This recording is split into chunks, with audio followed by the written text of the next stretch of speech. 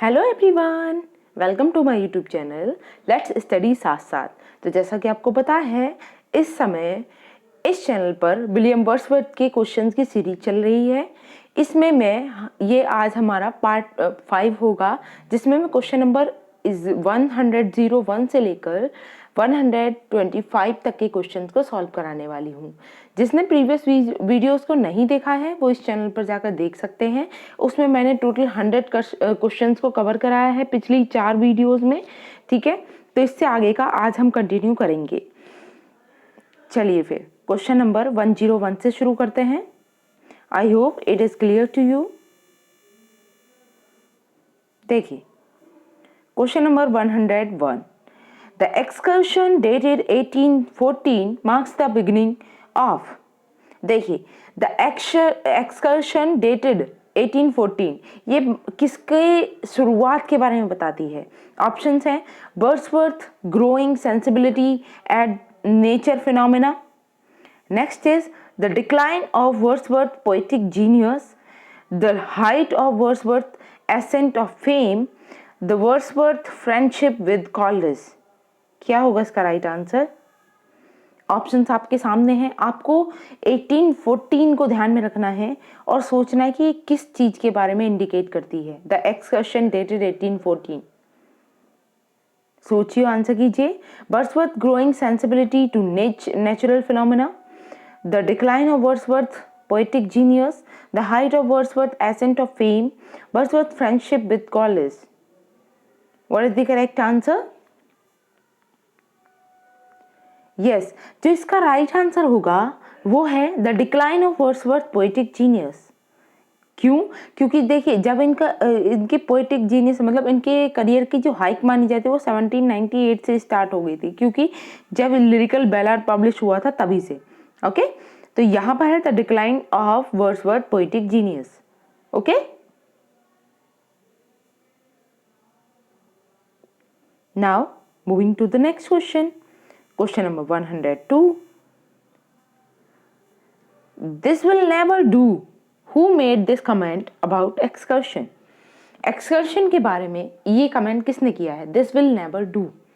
Options are Eliot, Arnold, Cornelius, Zeffrey. What is the correct answer?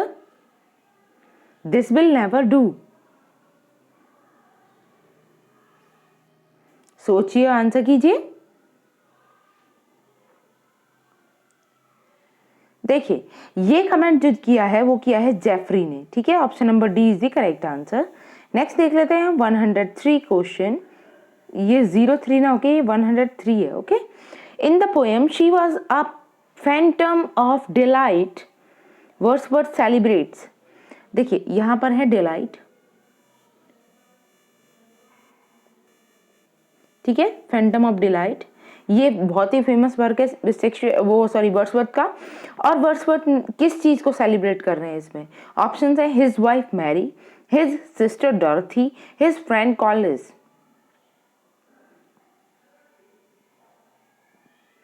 सोचिए, answer कीजिए। She was a phantom of delight. Yes, इसमें वो किसके बारे में जिक्र करते हैं? हिज वाइफ मैरी के बारे में। ओके, नेक्स्ट देख लेते हैं question number 4। But she is in her grave and oh the difference to me these line appear in. ये लाइन कहाँ देखने को मिलती है हमें? But she is in her grave and oh the difference to me. Options are she dwelt among the untrodden ways, I traveled among unknown men, solitary reaper, none of these। इसका correct answer क्या होगा? सोचिए और answer कीजिए। देखिए but she is in her grave and oh the reference to me, ये lines दी गई हैं she dwelt among the untrodden ways में, अनट्रोडन बेज। ओके, नेक्स्ट देख लेते हैं क्वेश्चन नंबर 105। क्वेश्चन काफी लेंथी है इसलिए हम पहले क्वेश्चन को ही रीड आउट करेंगे। She dwelt among the untrodden ways, strange heights of passion have I none, a slumber did my spirit seal, and 3 years she grew in sun the shower, are the four poems of William Wordsworth Lucy poems. One poem was added later in 1801. Which one? देखिए William Wordsworth की most famous जो work है Lucy poems, उसमें ये 4 poem पहले से थी और एक पोएम को और ऐड कर दिया गया था 1801 में। उस पोएम का नेम क्या था ये आपको बताना है और चारों पोएम्स के नाम को आपको ध्यान में रखना है, ठीक है। पहले हम ऑप्शंस देख लेते हैं। First option is I travelled among unknown man, solitary reaper, Ruth, and D part है नन ऑफ दीज। तो नन ऑफ दीज को तो हम कैंसिल कर देंगे, हम इसी से देखेंगे, ठीक है। 3 ऑप्शंस हमारे सामने हैं, I travelled among unknown man, solitary reaper और रूथ। क्या होगा right answer?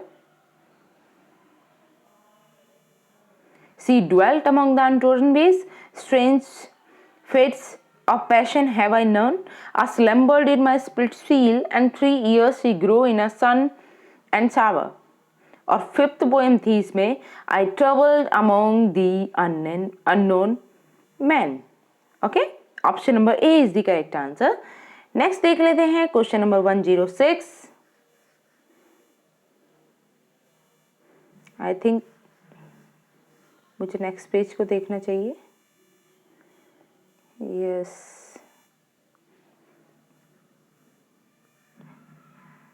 I hope it is visible to you. देखिए क्वेश्चन नंबर 106 देखते हैं। नेक्स्ट टाइम मैं क्लियरिटी और इम्प्रूव करूंगी, ठीक है। अगर ये क्लियर नहीं है तो हम 107 से शुरू कर रहे हैं, ठीक है। 106 क्लियर नहीं है इसलिए मैं स्किप कर रही हूँ, sorry for that. Question number 7, ये भी ज़्यादा क्लियर तो नहीं है, लेकिन आप जब वीडियो का के पिक्सल को बढ़ाओगे तो आपको दिख जाएगा, ठीक है।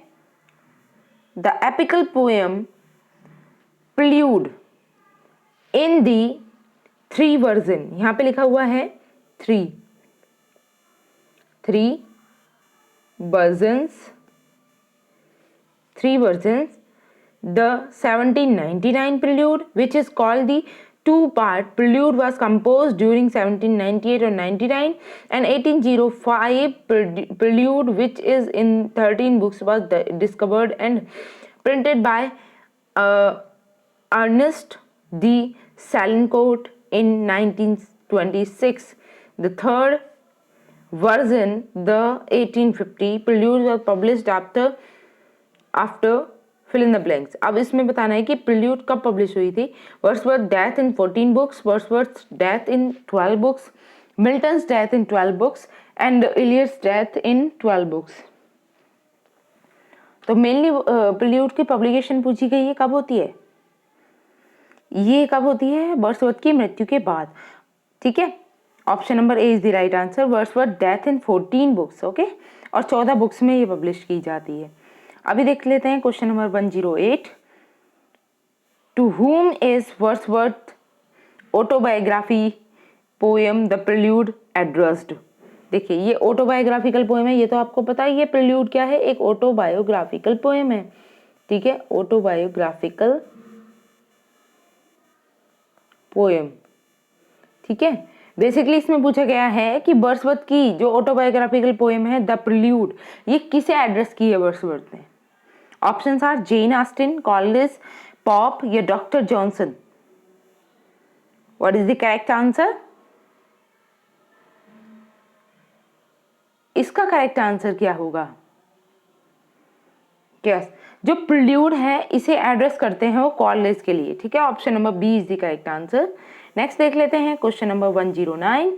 Name the poem from which of the following Wordsworth have been coated.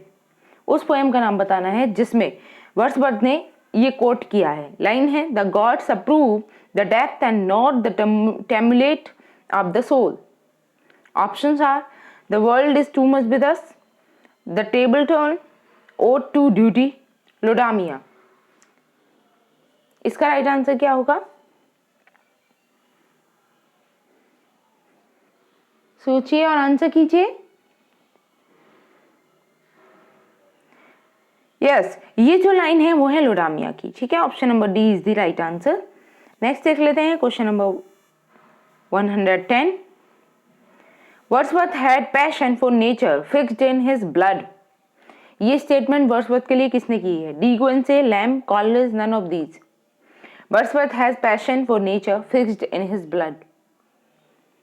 Who said this? सोचिए, आंसर कीजिए।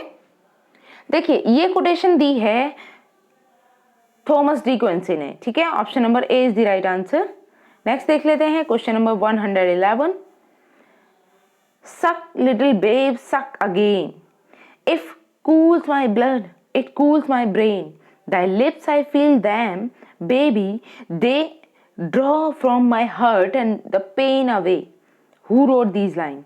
ये लाइन्स कौन लिखता है? ऑप्शंस हैं Shelley's to a Skylark, Keats और to Psyche, Wordsworth her eyes are wild, none of these. किसकी है ये लाइन्स? देखिए, बहुत ही फेमस लाइन्स हैं ये, और जब आपको मिक्स टाइप से दी जाएंगी तो आप पहचान भी नहीं पाओगे कि वर्ड्सवर्थ लिखते हैं क्या वाकई में, क्योंकि ये पोएट लवर ऑफ नेचर माने जाते हैं, ठीक है। इसलिए इनका अंदाजा नहीं लगता कि वर्ड्सवर्थ की ही लाइन है। और अब जैसे वर्ड्सवर्थ की सीरीज चल रही है तो यहाँ तो पहचानना ईजी हो गया, ठीक है। तो करेक्ट आंसर क्या है? Option C, Wordsworth her eyes are wild. तो आपको ध्यान में रखनी है ये लाइन। 112। I have measured it from side to side. It is 3 feet long and 2 feet wide. This is about an infant's grave in the poem The Thorn, composed by, किसने compose की ये poem? John Keats, William Wordsworth, शैली या फिर Tennyson?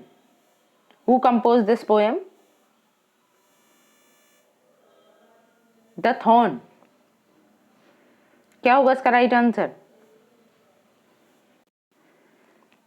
सोचिए, answer कीजिए। तो the thorn भी पोएम है किसकी? विलियम वर्ड्सवर्थ की, ठीक है। Option number B is the correct answer. Next देख लेते हैं question number 113। What does Hazlitt in his essay का नेम क्या है? My first acquaintance with poets call Wordsworth. यहाँ पर एक्विंटेंस है, माई फर्स्ट, माई के बाद क्या है यहाँ पे? फर्स्ट, ठीक है। दोबारा से रीड आउट करते हैं। What does Hazlitt in his essay my first acquaintance with poets call Wordsworth. इसमें कहा गया कि हैजलिट ने अपने essay my first acquaintance with poets, उसमें वर्ड्सवर्थ को क्या कहा है? Options are less quaint and Don Quixote like, more foolish than Don Quixote, and more quaint and Don Quixote like, or none of these. What is the correct answer? इसका right answer क्या होगा? less quaint and Don Quixote like। तो हैजलिट ने William Wordsworth को अपने work में क्या कहा है? More quaint and Don Quixote like, ठीक है। Option number C is the correct answer. Next देख लेते हैं question number 114। Who inspired Wordsworth to compose poems. किसने वर्ड्सवर्थ को इंस्पायर किया था पोएम लिखने के लिए? Options are Coleridge, Alexander Pope, William Tyler, his teacher, none of these. Who was the inspiration of William Wordsworth?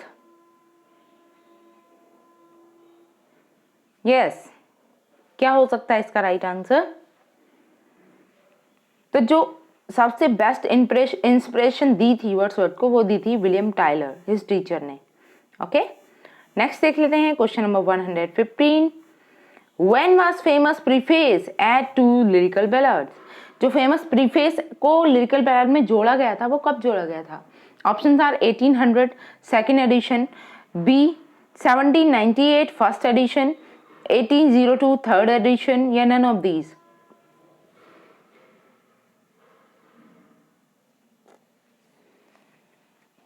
क्या होगा इसका राइट आंसर? यस, इसका करेक्ट आंसर है option A 1800 second edition. Next देख लेते हैं क्वेश्चन नंबर 116।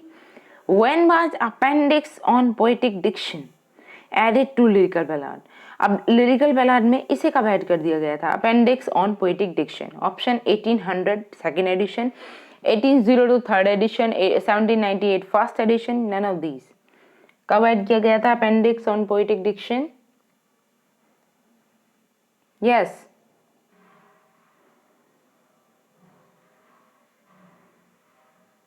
सोचिए, answer कीजिए।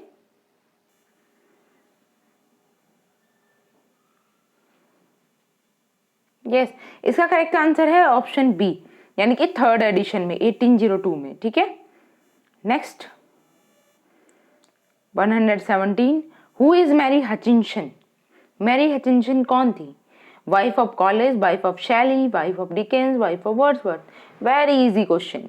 तो कौन थी? Wife of William Wordsworth.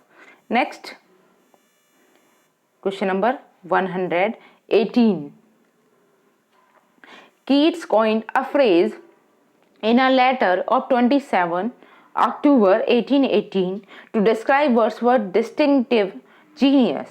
This phrase is, Keats ने एक फ्रेज कॉइन की थी एक अपने पत्र में, जो पत्र उन्होंने लिखा था 27 अक्टूबर 1818 को। वर्ड्सवर्थ को इस पत्र में उन्होंने क्या कैसे डिस्क्राइब किया है? ऑप्शंस आपके सामने हैं। Supreme egoistic, egoistic hero, egoistic Sublime, egoistic ego. बताइए कीट्स ने क्या कहा है इन्हें? उन्होंने कहा है इगोइस्टिक सबलाइम। ठीक है, option number C is the correct answer. Next देख लेते हैं 119। Who calls duty as the stern daughter of voice of God?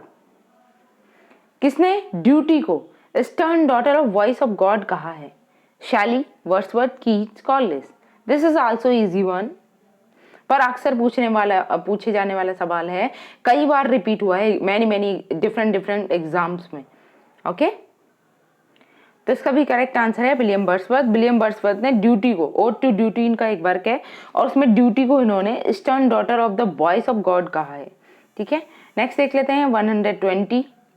Classicism is and romanticism is. Classicism क्या है और रोमांटिसिज्म क्या है? Health, disease, disease, health, knowledge, ignorance, none of these.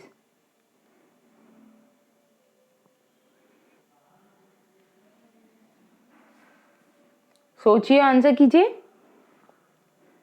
Yes, classicism is health and romanticism is disease. Option number A is the right answer. Next है 121। For Wordsworth a poet is a man speaking to extraordinary. Next है a man speaking to the elite, a man speaking to man, none of these. Wordsworth के according क्या है ये? सोचिए, answer कीजिए। Wordsworth कहते हैं a man speaking to a man. ठीक है, option number C is the correct answer. Next देख लेते हैं 122। Byron wrote the preface of Don Juan at a tribute of Wordsworth's own introduction to। देखिए यहां पे लिखा हुआ है ट्रिब्यूट, एक मिनट।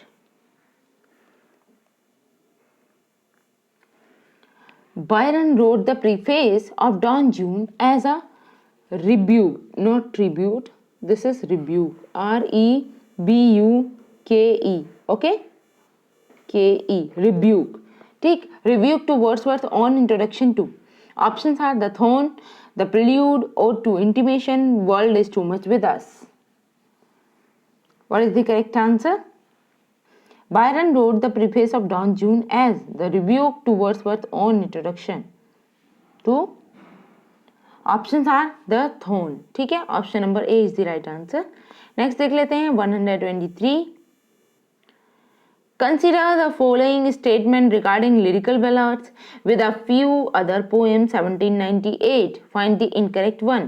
देखिए इनमें से बताना है कि इन स्टेटमेंट को कंसीडर करते हुए lyrical ballad with a few other poem 1798 कौन सी इनकरेक्ट है। फर्स्ट दे रखी है lyrical ballad with a few other poems 1798 is Wordsworth and Coleridge collection of poems and with advertisement Wordsworth contribute 19 poems while Coleridge contribute 4 poems। ये तो बिल्कुल correct line है। Okay, next देख लेते हैं। Next is second lyrical ballad begin with Coleridge the rhyme of ancient mariner and ends with the Wordsworth lines written a few miles above Tintern Abbey। This is also right। both first and second correct statement है। Third देख लेते हैं it came out in 1798, 1800, 1802 and 1805। तो ये कब कब आती है? 1798 में आती है, 1800 में आती है, 1802 में आती है और 1805 में आती है। ठीक है, तो क्या ये स्टेटमेंट करेक्ट है? Yes, this is also right। Option number 4, Preface to Lyrical Ballads came out in the first edition in 1798। तो ये रॉन्ग हो जाएगा। क्यों? क्योंकि अभी हमने पिछले क्वेश्चन में ही पढ़ा था कि प्रीफेस जो आया था वो तो सेकंड एडिशन में आया था 1800 में, और इसमें लिखा हुआ है preface to lyrical ballad came out in first edition 1798। तो इसमें राइट आंसर क्या है हमारा? Option number B, only 4। ठीक है, क्योंकि यही स्टेटमेंट हमारी रॉन्ग हो जाती है। नेक्स्ट देख लेते हैं क्वेश्चन नंबर 124। क्वेश्चन काफी लेंदी है, पहले हम क्वेश्चन को ही रीड आउट करेंगे। Scorn not the sonnet is Wordsworth sonnet. Scorn not the sonnet, ये वर्ड्सवर्थ का सोनेट है। ठीक है, आगे कहा गया it is published in 1827। He asked to critic not to scorn the sonnet form। Shakespeare has revealed his personal feelings through the sonnet। Petrarch expresses his disappointment in love for Laura through the sonnet। He also mentioned some great figures who take sonnet as a forceful medium of expression। Find out the figure mentioned in the sonnet। अब बताना है कि इसमें कौन सी figure mention की गई है।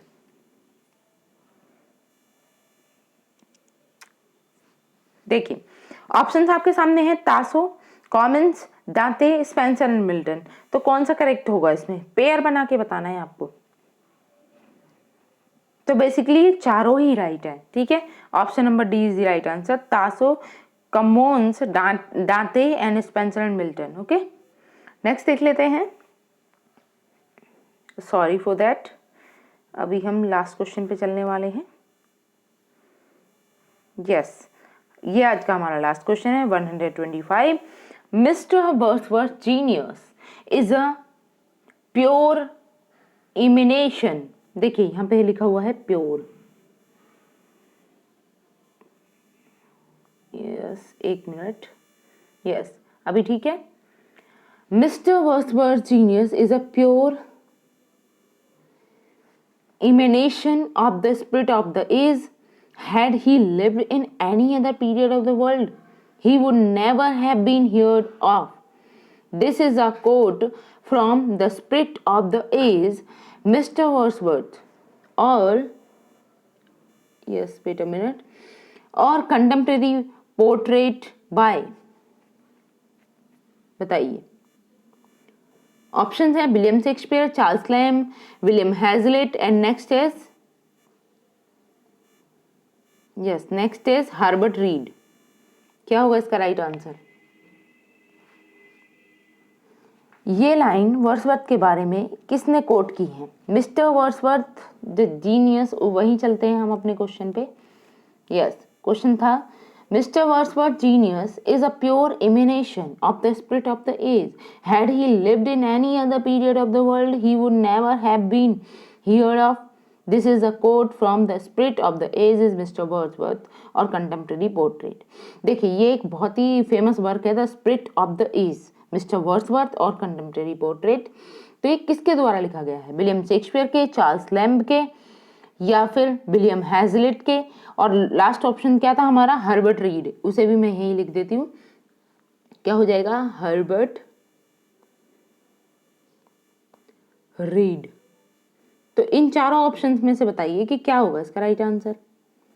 किसका वर्क है ये जो वर्क लिखने वाले हैं वो है विलियम हैजलिट। ठीक है, option number C is the correct answer. और इस चीज़ को आपको ध्यान में रखना है। तो ठीक है, फिर आज के लिए हम इतना ही रखेंगे। आई होप मेरी ये वीडियो आपको अच्छी लगी होगी, और अगर वीडियो अच्छी लगी है तो प्लीज़ इसे लाइक करें, शेयर करें और मेरे चैनल को सब्सक्राइब कर लें, ठीक है, जिससे कि आपको सारी इसी तरीके की इंटरेस्टिंग वीडियोस डेली मिलती रहें। ठीक है, तब तक के लिए thanks for watching, keep learning and keep supporting me. Thank you.